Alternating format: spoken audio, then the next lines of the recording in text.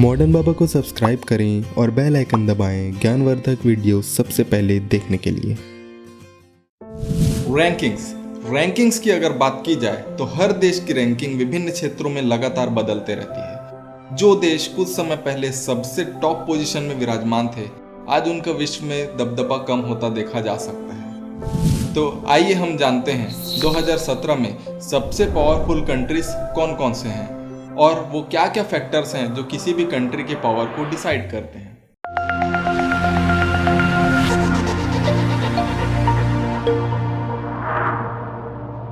देखा जाए तो एक देश अपने आसपास के देशों को किस तरह से प्रभावित या कंट्रोल करते हैं, ये इसके पावर को मापने का मुख्य पैमाना हो सकता है।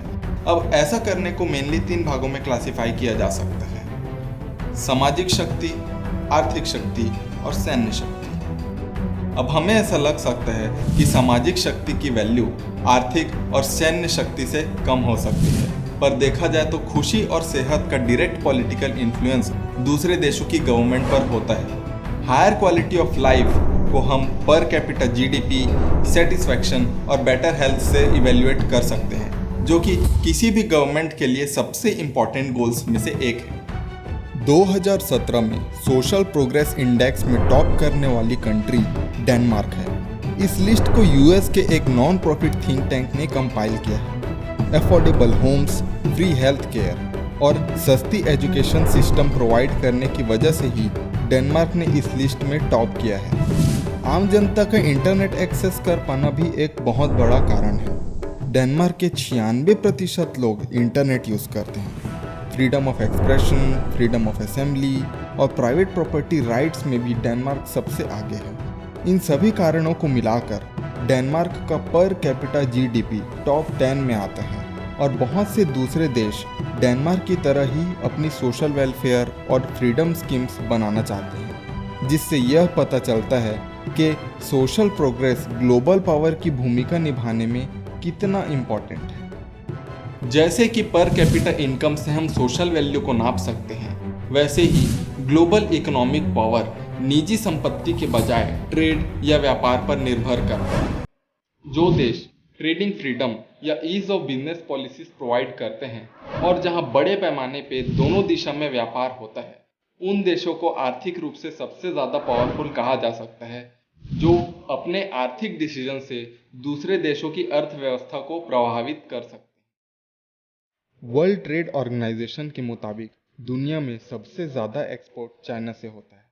चाइना की जीडीपी 2004 में $2 ट्रिलियन से बढ़कर आज $11 ट्रिलियन हो गई है। वर्ल्ड वाइड जीडीपी में चाइना की सेकंड रैंकिंग है और परचेजिंग पावर में यह पहले नंबर पे आता है। चाइना की ज़बरदस्त बढ़त ने उसे ग्लोबल ट्रेड बैलेंस का पावर दे दिया है, जिससे कि वह वर्ल्ड इकोनॉमी में काफ़ी महत्वपूर्ण रोल प्ले करता है और सबसे पावरफुल देशों में से एक है।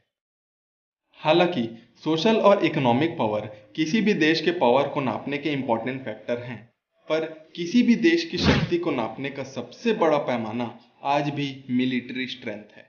पिछले कुछ दशकों से, खास करके वर्ल्ड वॉर 2 के बाद से, कुछ देश आपस में समूह बनाकर अपने देश की डिफेंस को मजबूत करने में लगे हुए हैं और आज देखा जाए तो सिर्फ कुछ ही देश हैं जिनके पास खुद की फुल फ्लेज्ड डिफेंस सिस्टम्स हैं और मिलिट्री पावर में यूनाइटेड स्टेट्स ऑफ अमेरिका से आगे कोई नहीं जा सका है।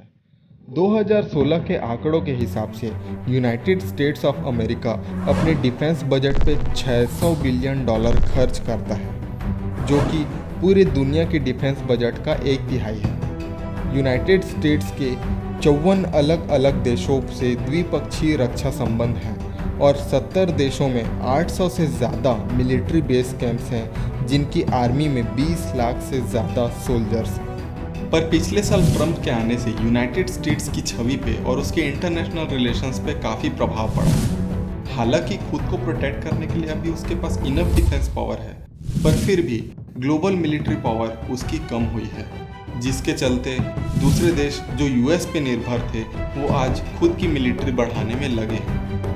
भारत की जीडीपी 2016 में $2.3 ट्रिलियन रही।